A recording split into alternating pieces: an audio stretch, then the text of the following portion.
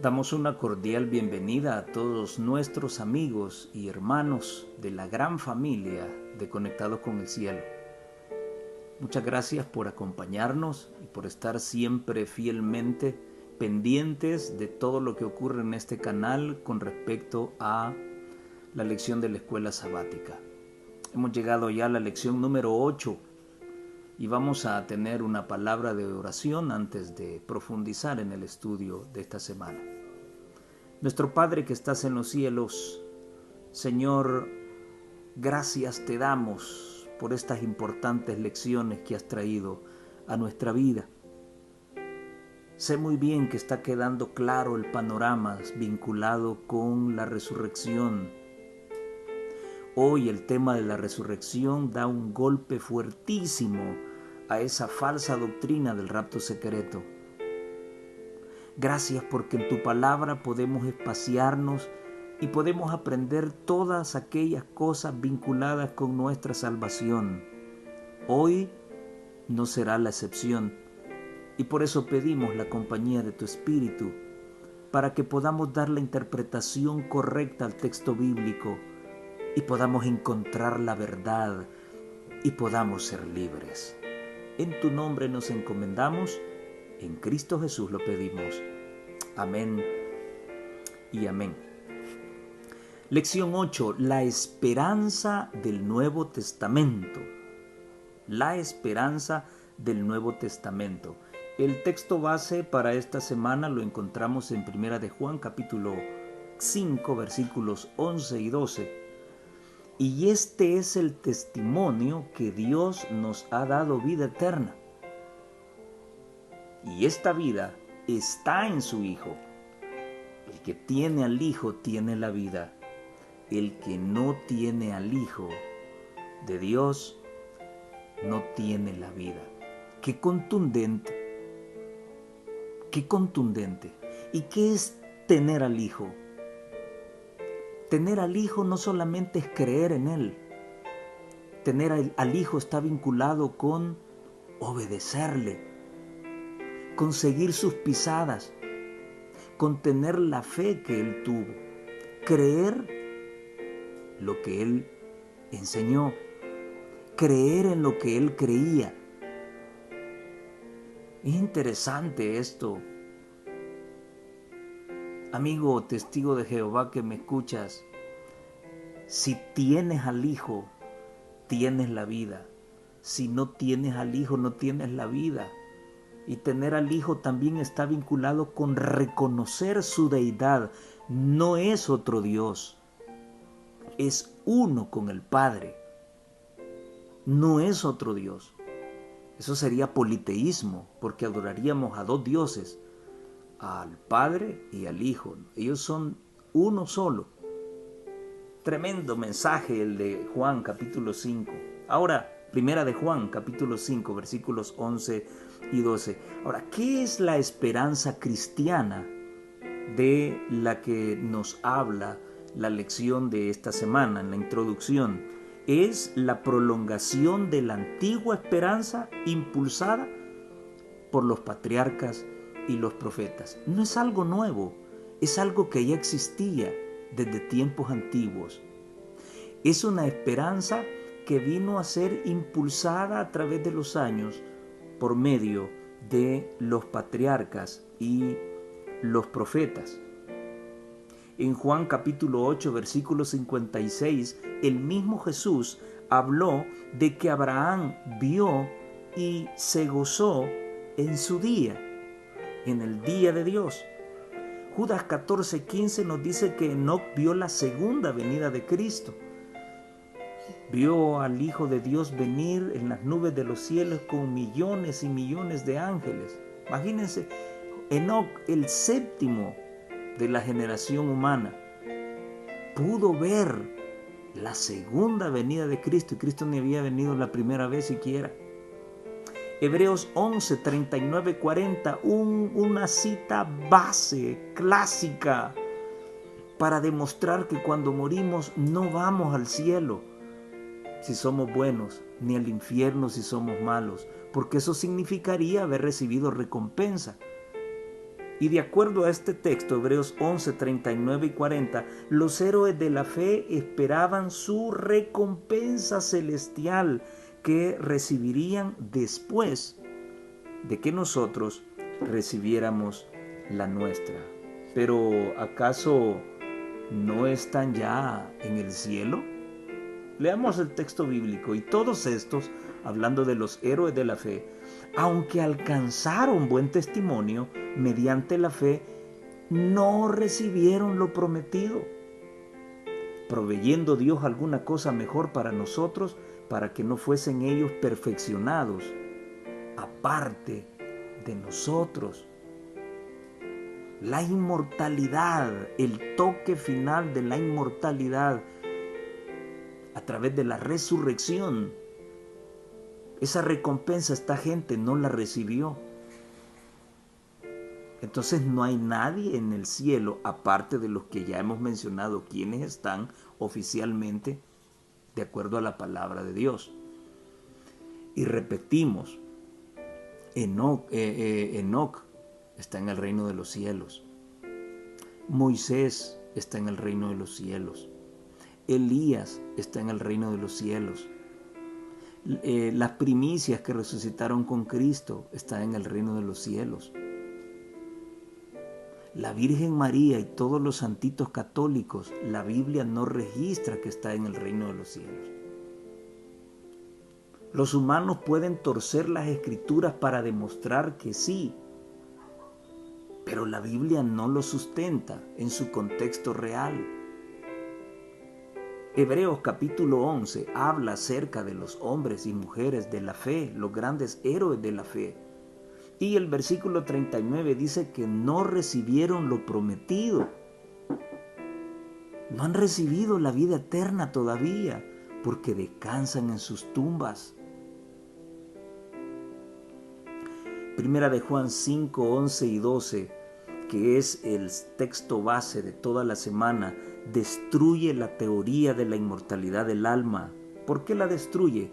Porque sitúa a Cristo como el centro de la vida futura. Amigo, amiga que me escuchas, si no tienes al Hijo, imposible que tengas la vida en el futuro. Imposible. La garantía para tener la vida a través de la resurrección descansa única y exclusivamente en Jesucristo, no en ningún humano. La sierva del Señor escribió en Maranata, el Señor viene, la página 300. En Él, o sea, en Cristo, estaba la vida, y la vida era la luz de los hombres. Hablando de Juan 1:4. No es la vida física la que se menciona aquí, sino la inmortalidad, la vida que es propiedad exclusiva de Dios, el Verbo que era con Dios y que era Dios, tenía esa vida. La vida física es algo que cada individuo recibe. No es eterna o inmortal, porque Dios, el dador de la vida, la toma nuevamente. El hombre no tiene control sobre su vida, pero la vida de Cristo no provenía de otro ser. Nadie le puede quitar esa vida. De mí mismo la pongo, dijo. En Él estaba la vida original, propia, no derivada de otra. Esta vida no es inherente al hombre. Puede poseerla solo mediante Cristo. Obtenemos la inmortalidad de Dios al recibir la vida de Cristo, por cuanto en Cristo mora la plenitud de la divinidad corporalmente. Esta vida implica la unión mística y la cooperación de lo divino con lo humano. Así que esa preciosa esperanza cristiana, ya de la que se habla en el Nuevo Testamento, está vinculada con ese premio de la vida eterna a través de la resurrección. Vida que única y exclusivamente puede encontrarse en Cristo, el Hijo de Dios. Esperanza más allá de esta vida, dice la lección del día domingo, ¿Qué sentido tiene la vida para el hombre? Escuchemos cómo lo plantea el rey David en el Salmo 90, el versículo 10. Los días de nuestra edad son 70 años. Y si en los más robustos, en otras palabras, si te cuidas, puedes llegar a 80 años. Con todo, su fortaleza es molestia y trabajo, porque pronto pasan y volamos. ¿Qué sentido tiene la vida para el hombre común si la vida consistiría en nacer, crecer, desarrollarse, reproducirse y morir? ¿Para eso fuimos creados? ¿Para morir? Parece ser que nuestra propia existencia nos demuestra que somos peregrinos y extranjeros en esta tierra. El destino del hombre no es morir. El destino del hombre es vivir. Morimos por culpa del pecado. Pero si nuestra confianza está en Cristo, entonces, así como Él murió y resucitó, Él tendrá el poder de devolverle la vida a todos sus hijos que confiaron en Él. Qué emocionante. ¿Qué pasaría? Y esto ya lo analizamos en una lección anterior, pero vale la pena volver a recordarlo. ¿Qué pasaría si no hubiera resurrección? Y esta es la situación que a mí siempre me llama la atención. Por eso es que yo decía en otra lección que el católico no habla de la segunda venida de Cristo y no habla de la resurrección. ¿Por qué? Sencillo, porque al sonido de la final trompeta, como veremos más adelante, los muertos en Cristo resucitarán primero el día en que Cristo aparezca en las nubes de los cielos. Los que murieron en Cristo resucitarán. Entonces son dos eventos simultáneos, segunda venida de Cristo y resurrección. Pero como para el católico todo el bueno se va para el cielo y el malo al infierno, este binomio, segunda venida de Cristo y resurrección, no va con su falsa doctrina. Ahora, ¿qué pasaría si no habría resurrección? Según 1 Corintios capítulo 15 y los versículos del 12 al 19, si no hay resurrección, entonces es mentira que Cristo resucitó. En segundo lugar, nuestra predicación con respecto al tema y nuestra fe serían vanas. En tercer lugar, seríamos falsos testigos de Dios, hablando de un muerto que nunca resucitó. En cuarto lugar, los muertos no resucitarían tampoco. Las resurrecciones de las que se habla en la Biblia serían una falacia. En quinto lugar, si no existiera resurrección, aún permaneceríamos en nuestros pecados, porque el proceso de salvación y de redención de pecados incluía no solo la muerte, sino la resurrección. No solamente garantizaba el perdón de pecados, sino el resurgimiento a la nueva vida, la vida futura. Si no existiría resurrección, los que durmieron en Cristo nunca se levantarían. Y analizamos esto en la lección anterior. ¿Cómo es que no se levantarían y no ya están muertos? Pues sí, lo que pasa es que acá se está hablando de la resurrección. En segundo lugar, en séptimo lugar, si la resurrección no existiría y si tuviésemos puesta nuestra confianza en Cristo, si Él no resucitó, entonces seríamos miserables. Pero gracias al Señor que esto no es así. Cristo garantiza el fundamento de nuestra esperanza. Y así como Él resucitó, Él tendrá el poder de resucitar a los que crean en Él.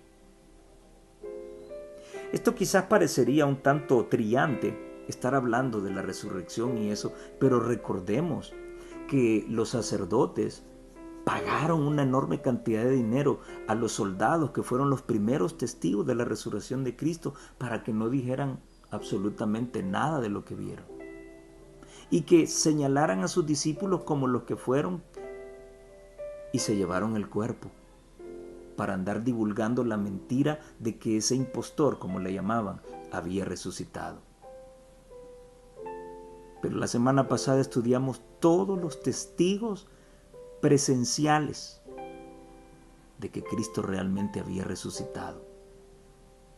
Y de eso se trató la predicación de los discípulos ya en el Nuevo Testamento.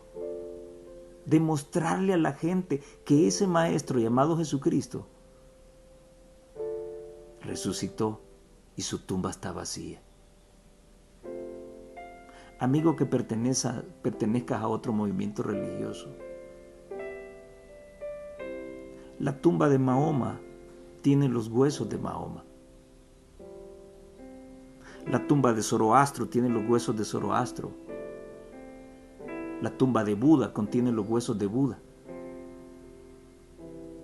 La tumba de Cristo no tiene ningún hueso ni carne, porque Cristo ha sido el único que tuvo el poder de resucitar, y así como Él lo hizo, lo hará contigo el día en que aparezca por segunda vez en esta tierra.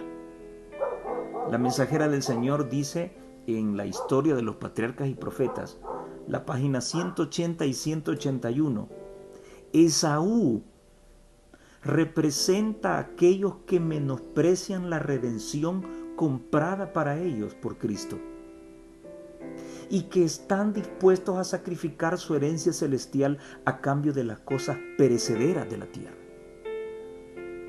Multitudes viven para el momento presente, sin preocuparse del futuro. Como Esaú exclaman, comamos y bebamos, que mañana moriremos, según 1 Corintios 15:32. Son dominados por sus inclinaciones y en vez de practicar la abnegación, pasan por alto las consideraciones de más valor.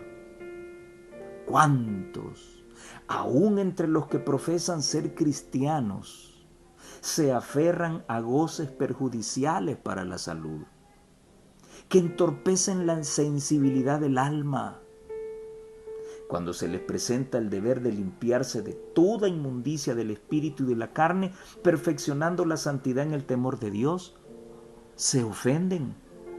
Como la senda que lleva a la vida eterna les resulta tan estrecha, concluyen por decidirse a no seguir en ella. Me parece interesante lo que la mensajera del Señor menciona, porque cuánta gente adventista del séptimo día se molesta cuando les hablo de la reforma pro salud. Es precisamente lo que ella está diciendo. Se ofenden. Y muchos hasta prefieren irse, porque hay tantas restricciones en cuanto al vestir, en cuanto al comer. El alimentarse sanamente contribuye a nuestra salvación, porque nos permite tener una mente limpia y discernir cuál es la voluntad de Dios para nosotros. Comprender que vale la pena salvarnos que perdernos. Pero entre más alimento tóxico comamos, entonces nunca entenderemos estas cosas y nunca estaremos dispuestos a abandonar nuestros pecados. A medida que vamos eliminando todos esos alimentos que pueden contaminarnos, entonces nos estamos preparando para discernir más la voluntad de Dios, y entonces nacerá dentro de mi corazón el deseo de no pecar más. Pues yo para eso me cuido. Sí, que eso tendrá como resultado que se me prolongue un poco los años. Sí, magnífico, pero algún día me voy a morir. Me alimente sanamente o no me alimente, algún día me voy a morir. Pero La importancia de la reforma pro salud radica en el hecho de que puedo obtener una mente sana, limpia, dispuesta a discernir entre lo santo y lo profano, y entonces descubriré la voluntad de Dios y no más existirá el deseo por pecar. Eso es lo maravilloso de esto. Vendré otra vez. Mis amados hermanos y amigos, hablar de la segunda venida de Cristo a esta tierra no tendría ningún sentido si es que los hombres lo hubiesen inventado. No. El mismo que va a venir, él mismo dijo que vendría otra vez. Y esto está registrado en San Juan, el capítulo 14 y los versículos del 1 al 3. Él irá al cielo a preparar un lugar para nosotros, a aparejar un lugar para nosotros. Si no fuera así, dijo él, yo no se los estuviera contando. Pero vendré otra vez, porque donde yo estoy, yo quiero que ustedes estén, dijo Jesús. Hay una pregunta interesante este día. Ya han pasado más de 2000 años desde que Jesús prometió volver. ¿Cómo podemos ayudar a otros a ver que a pesar de la gran cantidad de tiempo que ha pasado, esta promesa sigue siendo importante para nuestra generación, tan distante de la época en que Jesús la pronunció? ¿Por qué es tan importante esta promesa? Y ya leímos lo que dicen muchos como Esaú: comamos y bebamos porque mañana moriremos. Las cosas, desde así como están antes hasta el día de hoy, siguen igual, dice la gente. Jesús no viene. Y tanto es el que se predica que Cristo viene, que Cristo viene. ¿Qué relevancia sigue teniendo esta esperanza bienaventurada? Pues bueno, en algún momento de nuestra existencia vamos a morir, vamos a fallecer. ¿Y entonces qué? ¿Ahí terminó la vida? ¿Para eso fuimos creados? ¿Para nacer y morir un día? No, como te dije al principio, el destino del hombre es vivir. Y es importante que aún las nuevas generaciones tengan fresco este asunto de la venida de Cristo, porque cuando eso suceda, no importa en qué época hayas fallecido. Si en tu vida tuviste al Hijo, si en tu vida seguiste al Hijo, entonces el Hijo te devolverá la vida y gozarás por toda una eternidad. 4 veces en el libro de Apocalipsis Jesús dijo que vendría. Eso está en Apocalipsis 3:11, Apocalipsis 22, versículos 7, 12 y 20. Además de Juan 14, el 1 al 3, que fue la primera vez que lo dijo. Lo dijo él mismo: vendré otra vez. Pero en vista de la demora aparente, el mundo es incrédulo. ¿Dónde está la promesa de su advenimiento?, dicen muchos. Porque desde el día en que los padres durmieron, todas las cosas permanecen así como desde el principio de la creación. Y eso está registrado en 2 de Pedro, el capítulo 3 y el versículo 4. Por esta forma de pensar y por las desavenencias de la vida, muchos cristianos han perdido la esperanza y se han desanimado. Y la lección nos presenta el caso en Mateo 25:5 de las 10 vírgenes. Las 10 eran cristianas, las 10 se durmieron.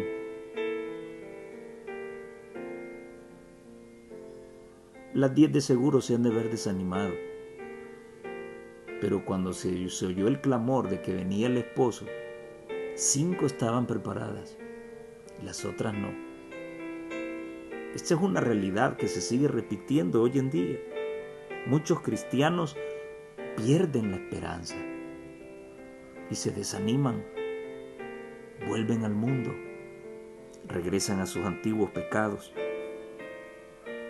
Pero lo que la gente no se explica, sino que juzgan, señalan, se burlan. No, si desde que murieron los padres todo sigue igual. Siempre han dicho que Jesús viene y no ha vuelto. Así que mejor aprovechemos el tiempo, comamos, bebamos, sigamos pecando, porque mañana moriremos. Pero ¿alguien se ha preguntado alguna vez por qué esa demora aparente? ¿Es que acaso el reloj de Dios se quebró, se arruinó, se oxidó? ¿O es que hay una razón por la cual Jesús no ha venido aún? Y eso es una realidad. Está en 2 de Pedro capítulo 3 y 9. El Señor no retarda su promesa. El Señor no ha olvidado que tiene que venir. Según algunos la tienen por tardanza, sino que es paciente para con nosotros, no queriendo que ninguno perezca, sino que todos procedan al arrepentimiento. Cristo no ha venido porque está esperando el momento en que tú te entregues a Él. Porque Él no quiere destruirte, no quiere que perezcas, Él quiere que tengas vida. Pero en la forma en la que vives, no lo vas a lograr.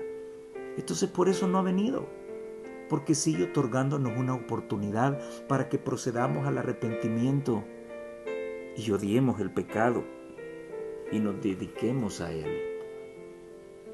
Ahora, querido amigo y amiga, y hermano que me escuchas, quiero decirte algo muy real. Hoy, Cristo no va a venir.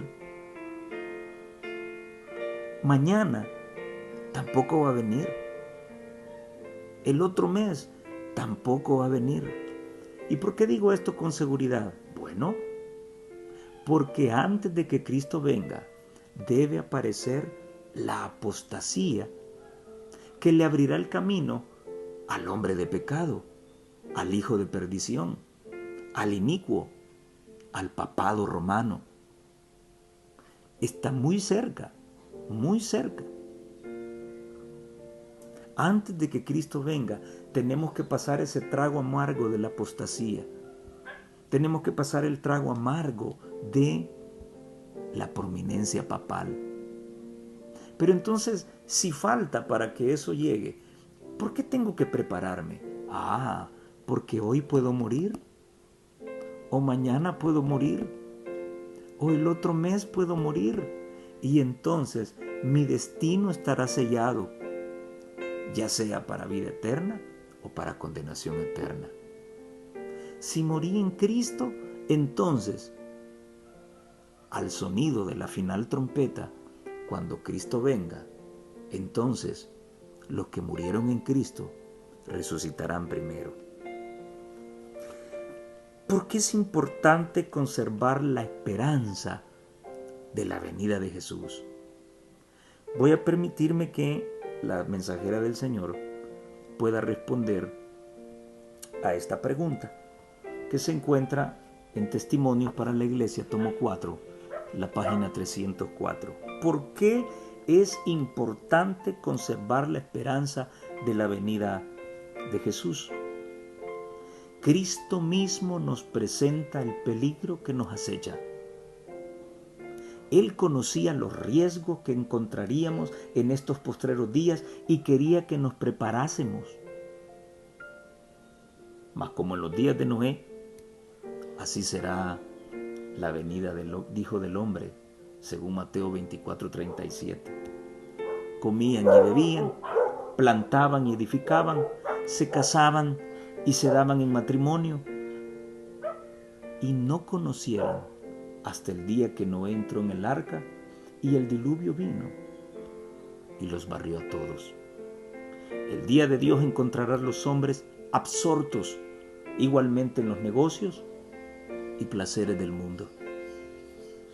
Creer en la próxima venida del Hijo del Hombre en las nubes de los cielos no inducirá a los verdaderos cristianos a ser descuidados y negligentes en los asuntos comunes de la vida. ¿A quiénes? A los verdaderos cristianos. Los que aguardan la pronta aparición de Cristo no estarán ociosos. Al contrario, serán diligentes en sus asuntos.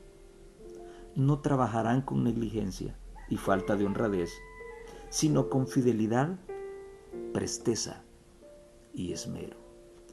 Hoy en día, dentro de nuestra iglesia, desde los estratos más elevados, solamente se piensa en las ganancias, en lo económico. Para el pueblo, Cristo viene, pero para el que se lucra del Evangelio, Cristo no viene todavía. Todavía adornan sus casas, construyen grandes mansiones, adquieren grandes vehículos, tienen a sus hijos estudiando en grandes instituciones. Para este tipo de personas, Cristo no viene todavía. Para el pueblo, que no tiene esos privilegios, para ellos Cristo sí viene. Lamentablemente dentro de nuestra iglesia se da ese sectarismo.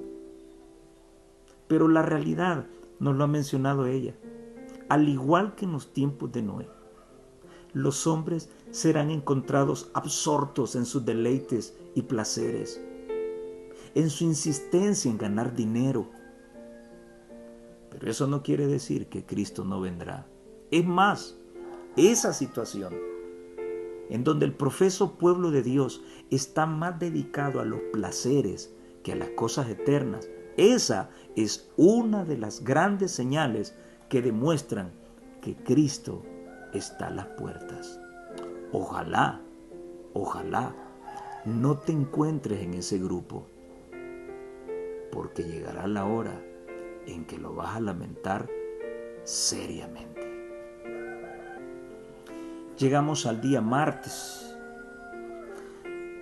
La lección se titula Yo le resucitaré. Y la referencia que se nos da es Juan 6, del 22 al 59, donde encontramos 3 conceptos básicos vinculados con la vida eterna. El primero, que se registra en Juan 6, 33 y 58, vemos a Cristo presentándose como el pan de vida. Y siempre ha sido sorprendente para mí ver cómo ese gran yo soy del Antiguo Testamento es el mismo Cristo Jesús. Cuando Moisés le dice a Dios, ¿y cómo voy yo a hablar de este Dios que ha hablado conmigo delante de Faraón? Éxodo 3:14, Jehová se presenta como yo soy. Y ahora acá Jesús se presenta como yo soy el pan de vida. ¿Recuerdan cuando fueron a apresar a Cristo? Y dijeron, tú eres Jesús de Nazaret. Yo soy, dijo. Y todos los que llegaron a atraparlo cayeron al suelo. El gran yo soy de la historia se presenta acá como el pan de vida. Y voy a vincularlo con lo que leímos anteriormente. Si tienes al Hijo, tienes la vida. No te vas a comer al Hijo, no te vas a comer a Cristo literalmente, como lo hace ver el católico con la hostia. Solo era una ceremonia. ¿Cuántos católicos se comen a Cristo en la historia y en la hostia y llevan vidas perdidas, hundidos en el alcoholismo, en las drogas, en la promiscuidad sexual? El beber la sangre y el pan de Cristo era un simbolismo para recordar su sacrificio en la cruz. Hoy Él se presenta como el único pan que tiene el poder para devolverte la vida. El segundo concepto se revela en Juan 6:35 y nos dice que solamente podemos tener vida en Él. No hay vida fuera de Cristo. Y el tercer concepto lo encontramos en Juan 6, 40, 44 y 54, donde Jesús vincula la inmortalidad con la resurrección al afirmar que Él resucitará, le resucitará en el día postrero. Y es precisamente de esta cita, y voy a leerlas, Juan 6, 40, 44 y 54, porque de estas palabras de Jesús sacó su teología María y Marta, evento que ya estudiamos anteriormente.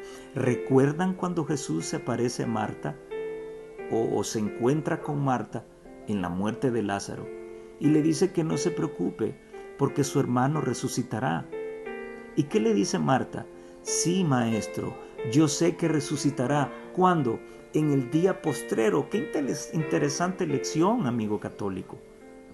Se ve que Lázaro ese día no subió al cielo, ni fue al infierno. Él dormía en la tumba.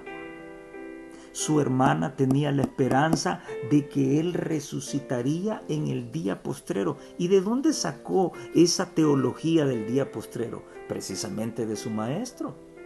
Juan 6:40 dice, y esta es la voluntad del que me ha enviado, que todo aquel que ve al Hijo y cree en Él tenga vida eterna, y yo le resucitaré en el día postrero. La segunda vez que lo menciona está en Juan 6:44. Ninguno puede venir a mí si el Padre que me envió no le trajere, y yo le resucitaré en el día postrero. Segunda vez que lo menciona. Y la tercera está en Juan 6:54. El que come mi carne y bebe mi sangre tiene vida eterna, y yo le resucitaré en el día postrero. ¿De dónde sacó su teología con respecto a qué hay después de la muerte, Marta, la hermana de Lázaro? Precisamente de las enseñanzas de Jesús. Por eso cuando Jesús le dice a Marta, tu hermano resucitará. Sí, maestro, le dice, resucitará en el día postrero.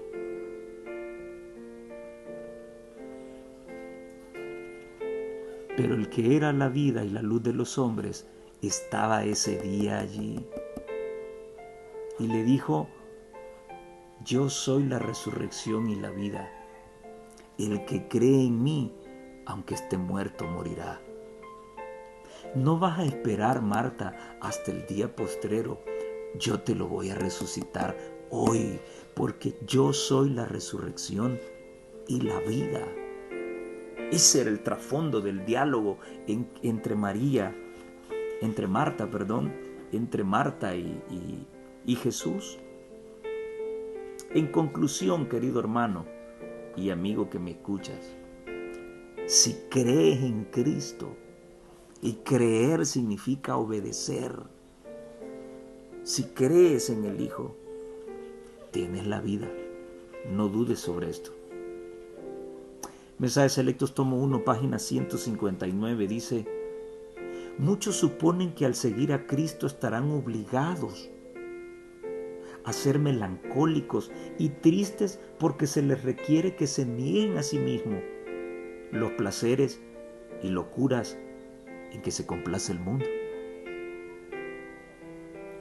El cristiano viviente estará lleno de alegría y paz porque vive como viendo al invisible. Y los que buscan a Cristo en su verdadero carácter tienen en su interior los elementos de vida eterna, porque son participantes de la naturaleza divina. Mire qué tremendo esto. Habiendo escapado de la corrupción que hay en el mundo debido a la concupiscencia. Si tiene a Jesús, tiene los elementos de la vida eterna, porque eres copartícipe de la naturaleza divina.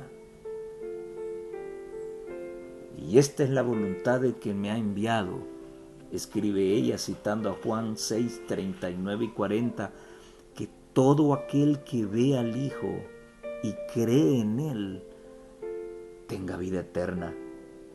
Y yo, dice Jesús, le resucitaré en el día postrero. Amigo católico, has perdido a un familiar. Él no está gozando de la eternidad en este momento. Si creyó en el Hijo, Él le resucitará en el día postrero. Lee tu Biblia. No escuches a Luis Toro. Él te está engañando. Créele a la palabra de Dios. Si tienes al Hijo, Él te resucitará en el día postrero. Si tu abuela, tu tía, tu hijo, tu esposo, tu esposa, tu nieto, tu nieta fallecieron, pero creyeron en Cristo, tuvieron al Hijo, Él les devolverá la vida en el día postrero. ¿Y cuál es ese día postrero? El día en que Cristo aparecerá por segunda vez. Al sonido de la trompeta, dice la lección del día miércoles. Y quiero leerlo porque esto tiene un trasfondo trascendental. Esta lección del miércoles y del jueves tienen un trasfondo trascendental que terminan de derribar cualquier falsa expectativa con respecto a lo que ocurrirá con los salvos después de la muerte. Solamente hemos puesto lógica en algunas cosas. Si todos los santos están ya en el reino de los cielos, ¿a quién va a venir a recoger Jesús cuando venga por segunda vez? Al final de la trompeta, los muertos en Cristo resucitarán primero. ¿Cuáles muertos? Si ya todos están en el reino de los cielos. ¿Verdad que no tiene lógica lo que te han enseñado con lo que enseña la palabra de Dios? Pero leámoslo. Primera Tesalonicenses 4 del 13 al 18. Tampoco queremos, hermanos, que ignoréis acerca de los que duermen. Había un problema con los hermanos de Tesalónica. Ellos creían que solamente los que estaban vivos para la segunda venida de Cristo serían los privilegiados en ser resucitados. Ahora el apóstol Pablo va a corregir esa forma de pensar. Tampoco queremos, hermanos, que ignoréis acerca de los que duermen, para que no os pongáis tristes como los otros que no tienen esperanza. Porque si creemos que Jesús murió y resucitó, así también traerá Dios a los que durmieron en Él. Por lo cual os decimos esto en la palabra del Señor, que nosotros, los que vivimos, los que estamos representados con Elías, que no vio muerte, los que vivimos, que habremos quedado hasta la venida del Señor. Pablo se incluía porque él creía que Cristo vendría en ese tiempo. Los que hayamos quedado hasta la venida del Señor, no nos vamos a adelantar a los que durmieron o a los que murieron. Porque el Señor mismo con voz de mando y con voz de arcángel y con trompeta de Dios descenderá del cielo, y los muertos en Cristo resucitarán primero. Luego nosotros, los que vivimos, los que hayamos quedado, seremos arrebatados juntamente con ellos en las nubes para recibir al Señor en el aire. O sea que resucitan primero los salvos para unirse a los que están vivos. Son arrebatados en las nubes para recibir al Señor en el aire en el mismo momento en que está apareciendo Cristo por segunda vez. Y así estaremos siempre con el Señor. Por tanto, alentaos unos a otros con estas palabras. Sin embargo, a pesar de que esta cita está tan clara y está conectada con la verdadera teología vinculada con la resurrección en otros textos de la Biblia, hay muchos que utilizan la expresión traerá a Dios con Jesús. O sea que para algunos, los que creen en la inmortalidad del alma, Jesús no solamente viene con sus ángeles, sino que viene con una enorme cantidad de santos que vienen a la tierra a recoger su cuerpo. Increíble.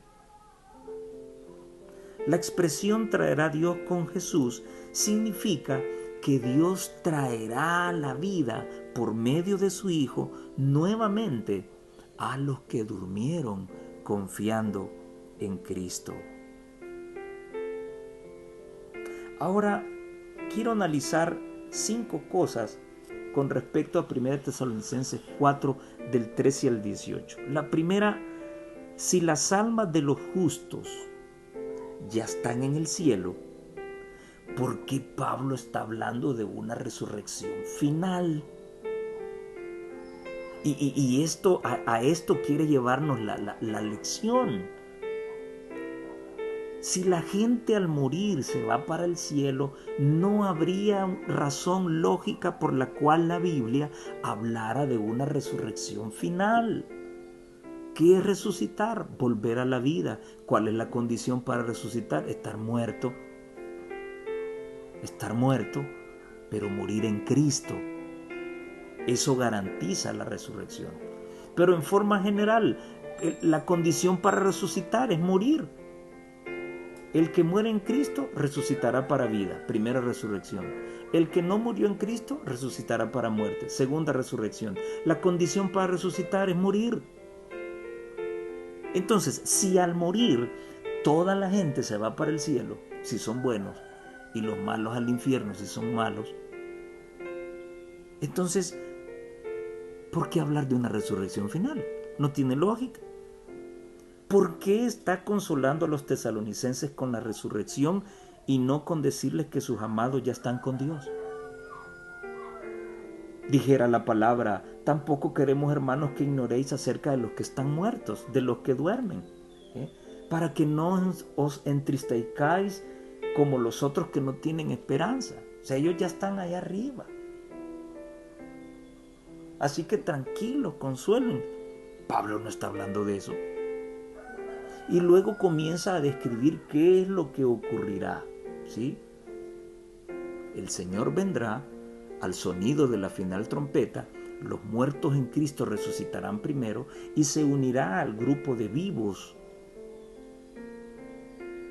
¿Ven ustedes cómo se traslapa aquí la experiencia de Elías, que fue llevado vivo?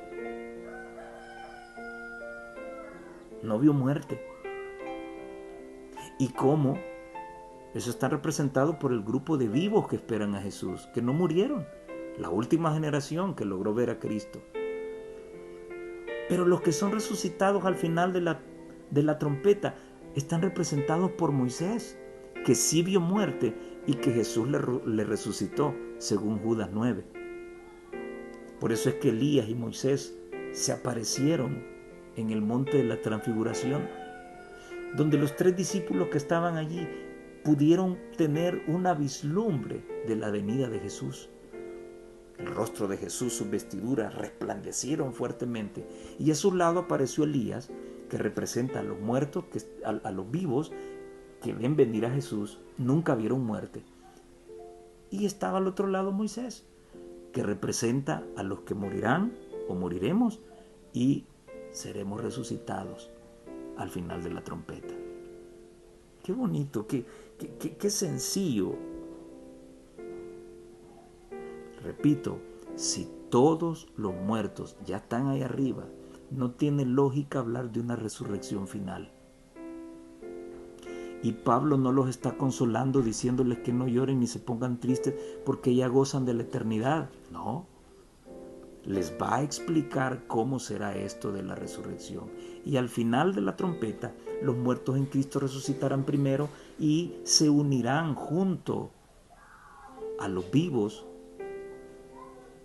a los que están vivos viendo la venida de Jesús, y juntos, el mismo día en que Jesús aparece, serán arrebatados de las nubes, en las nubes de los cielos, para recibir al Señor en el aire y luego irse con Él para el cielo. Aspectos importantes. El mismo día en que Jesús aparece, son resucitados los salvos y se unen a los vivos y son arrebatados en las nubes de los cielos. Segundo, no hay rapto secreto. El rapto secreto no es bíblico. El arrebatamiento sí. Pero el arrebatamiento ocurre el mismo día y hora en que están resucitando los muertos y viene Cristo. Jesús viene, los vivos se alegran, suena la trompeta, se abren los sepulcros, Los dos grupos están listos, las nubes vienen, los arrebatan y a recibir al Señor en el aire. Tercero, Jesús no toca la tierra porque está impura. Esa es la lógica que Pablo les está presentando. En segundo lugar, hasta que Cristo descienda, los muertos que durmieron en Él resucitarán, de acuerdo al versículo 16. Hasta que Cristo descienda, los muertos resucitarán. Tercero, los vivos y los muertos resucitados serán arrebatados en las nubes, o sea que están en la tierra, no vienen con Cristo, están en la tierra, según el versículo 17. El cuarto aspecto, recibirán al Señor en el aire. Otra razón más para decir que estos muertos no vienen con Él. Recibirán al Señor en el aire. Y en quinto lugar, así estaremos siempre con el Señor.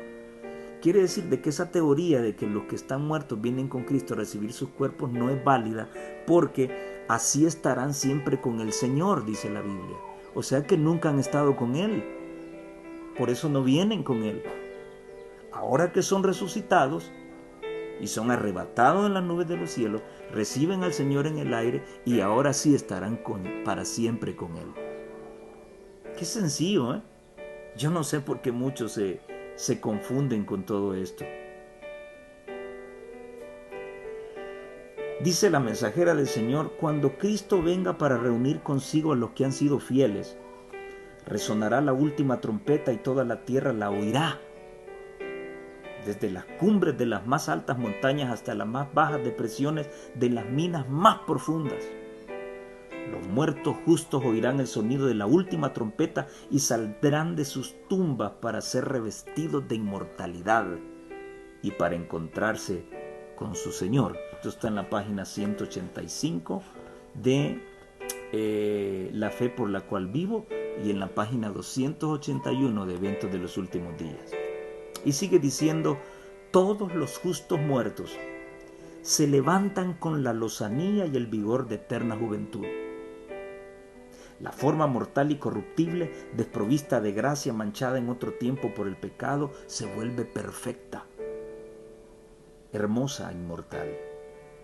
Todas las imperfecciones y deformidades quedan en la tumba. Reintegrados en su derecho al árbol de la vida, los redimidos crecerán hasta la perfecta medida de la raza humana en su gloria primitiva.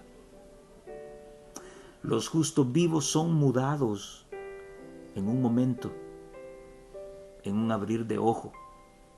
Qué interesante esto. A la voz de Dios fueron glorificados. Ahora son hechos inmortales.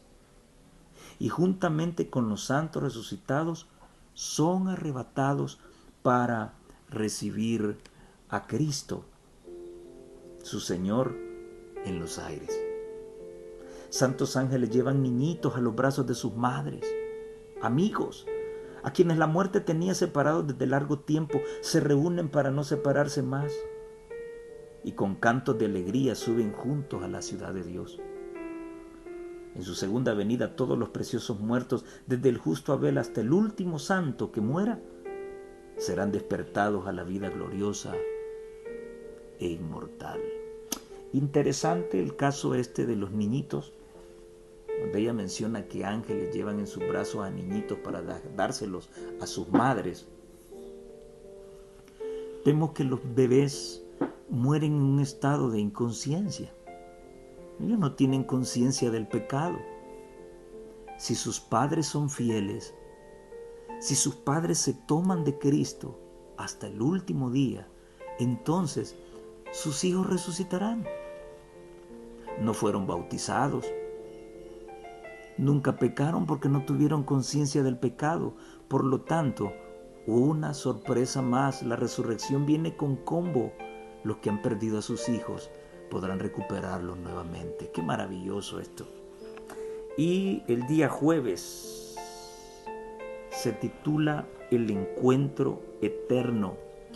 En 1 Corintios 15, del 51 al 55, Pablo está desenrollando un misterio. ¿Cuál es ese misterio? Ahora, Me parece interesante, queridos amigos,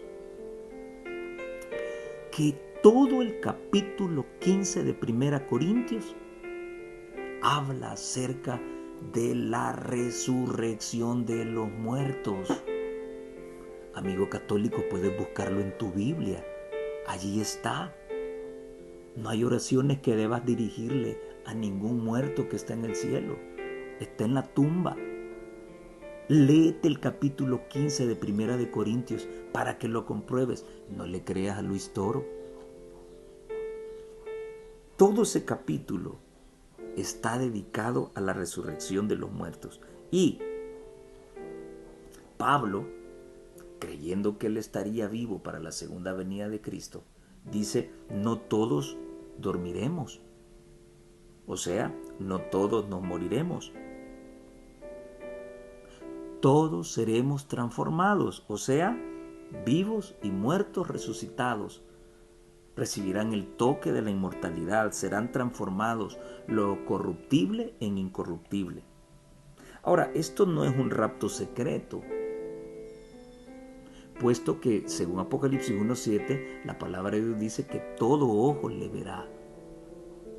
Así como el relámpago, que se puede ver en todo el cielo en su esplendor, así será la venida del Hijo del Hombre.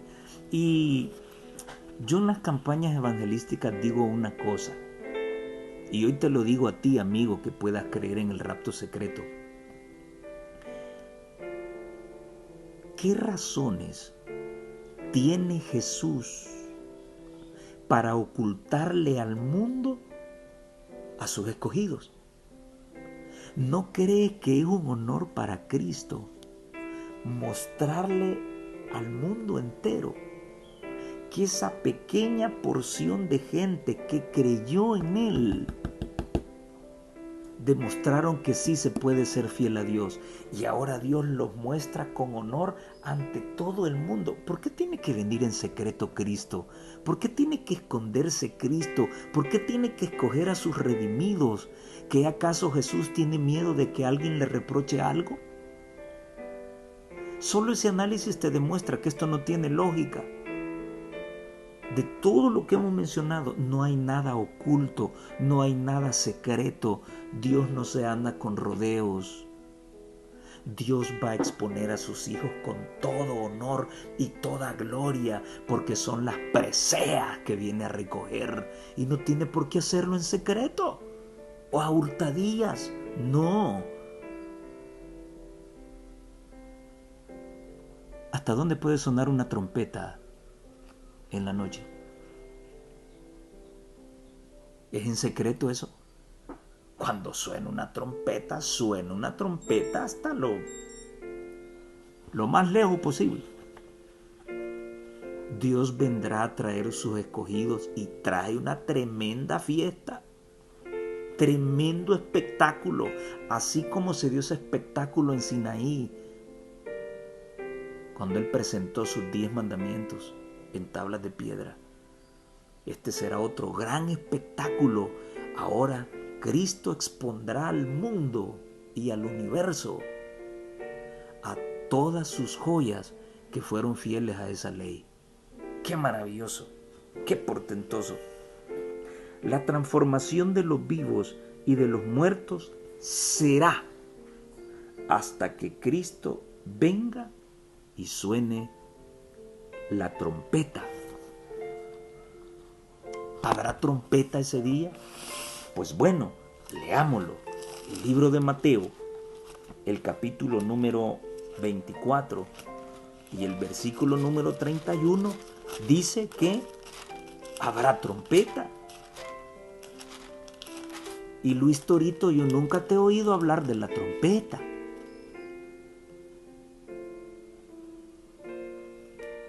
La trompeta está vinculada con la resurrección. Mateo 24:31 dice: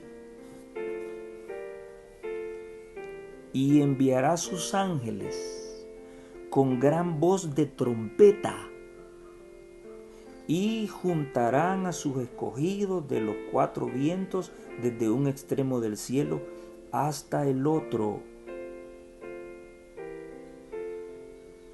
Habrá trompeta. ¿Cuándo será eso? Cuando Cristo venga por segunda vez. Yo te desafío, Luis Toro, a que me demuestres lo contrario a lo que estoy leyendo. Habrá una trompeta y cuando esa trompeta suene, entonces los ángeles del Señor traerán a todos los escogidos del Señor, de todos los extremos, de un extremo del cielo al otro. También podemos encontrar algo sobre la trompeta en el libro de los Salmos, el capítulo número 47 y el versículo número 5. Salmos 47, 5. Y dice la palabra de Dios de la siguiente manera. Subió Dios con júbilo, Jehová con sonido de trompeta. Siempre que se habla de trompeta, se habla de la voz de Dios, tronante. En Sinaí hubo voz de bocina, truenos, relámpagos. Siempre que eso se menciona, se relaciona con la voz de Dios. Y 1 Tesalonicenses 4, 16 ya nos lo mencionaba. Porque el Señor mismo con voz de mando, con voz de arcángel y con trompeta de Dios, descenderá del cielo y los muertos en Cristo resucitarán primero. Interesante. Y esa trompeta que se menciona también en 1 Corintios 15:52, en un momento, en un abrir y cerrar de ojos, a la final trompeta. Y Torito, pon atención porque te he desafiado para que me demuestres lo contrario. A la final trompeta, porque se tocará la trompeta, dice el apóstol. Y cuando se toque la trompeta, los muertos en Cristo resucitarán primero. Qué precioso, ¿eh? ¿Y qué representa esa trompeta? Si no suena la trompeta, no hay resurrección. ¿Qué representa esa trompeta? La voz de Dios, la voz de su Hijo. Al sonido de la final trompeta, los muertos en Cristo resucitarán primero, le guste o no le guste a quien sea, pero está escrito. Cristo va a venir en las nubes y con grande gloria, dice el deseado de todas las gentes, página 586. Le acompañará una multitud de ángeles resplandecientes. Vendrá para resucitar a los muertos y para transformar a los santos vivos de gloria en gloria.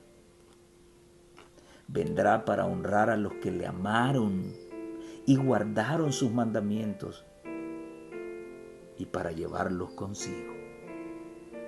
No los ha olvidado ni tampoco ha olvidado su promesa. Volverán a unirse los eslabones de la familia. Cuando miramos a nuestros muertos podemos pensar en la mañana en que la trompeta de Dios resonará, cuando los muertos serán levantados sin corrupción y nosotros seremos transformados. Aún un poco más y veremos al Rey en su hermosura. Un poco más y enjugará toda lágrima de nuestros ojos. Un poco más y nos presentará delante de su gloria irreprensibles con grande alegría, citando a Judas 24. Por lo tanto, cuando dio las señales de su venida, dijo: cuando estas cosas comenzaren a hacerse, mirad y levantad vuestras cabezas, porque vuestra redención está cerca.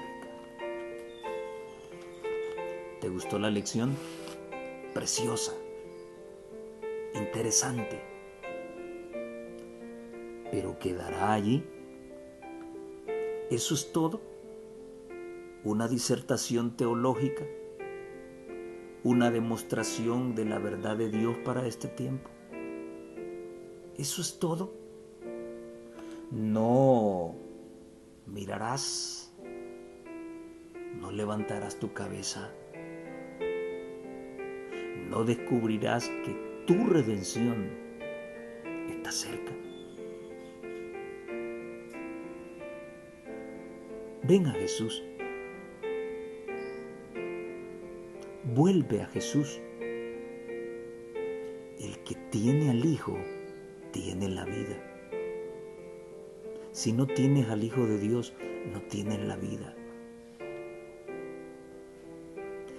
Estás pasando por una enfermedad terrible. Ya te desahuciaron. Estás al borde de la muerte. Tómate del Hijo y vivirás eternamente cuando Él vuelva por segunda vez. Tómate del Hijo para que puedas reconocer su voz de trompeta cuando venga por segunda vez. ¿Has perdido un familiar? ¿A tu madre? ¿A tu padre? ¿A tu esposo? ¿A tu esposa? ¿Un hijo? ¿Una hija? Tómate de Cristo y volverás a verlos. ¿Ves qué importante es Cristo en la vida del humano? Cristo lo es todo. Solo en Él hay vida. Y vendrá a darle vida a los que han perdido la vida y a dotar de vida eterna, juntamente con los muertos, a aquellos que estén vivos esperando su venida.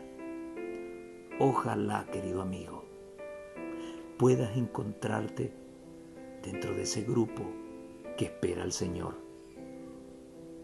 y que con la vida eterna ahora puedas burlarte de la muerte y decir: ¿dónde está tu aguijón? ¿A dónde? Sórbida es la muerte. Desecha es la muerte.